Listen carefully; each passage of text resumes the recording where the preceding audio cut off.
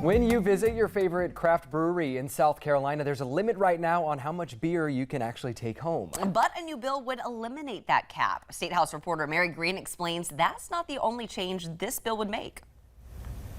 Those changes are part of a larger push to loosen regulations around South Carolina's growing craft beer industry. Now, while this bill does have bipartisan support here at the State House, it still does need to overcome some pretty big differences between two other groups, the state's brewers and its wholesalers.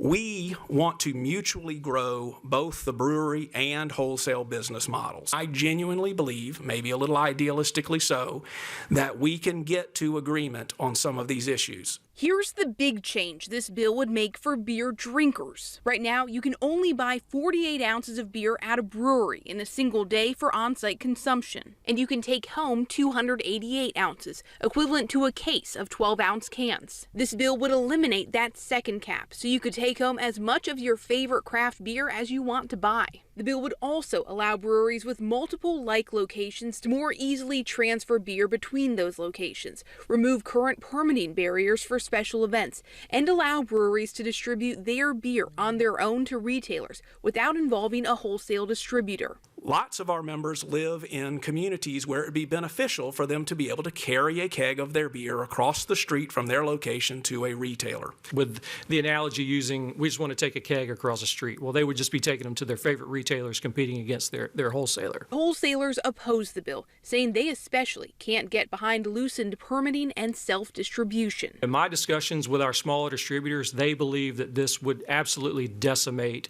them. Some of those folks have built up iconic South Carolina brands that you all know and love. To have those brands yanked out from under them would decimate their businesses. And Tuesday was just the start of this legislative process, with senators advancing this bill up to the committee level. But they also made it very clear that there is still a lot of work to be done between those two key groups, the wholesalers and the brewers, if this bill is going to survive and have a shot at becoming law. Reporting from the State House, I'm Mary Green. Those groups are under a tight timeline with a key deadline to get bills passed in one chamber coming up soon.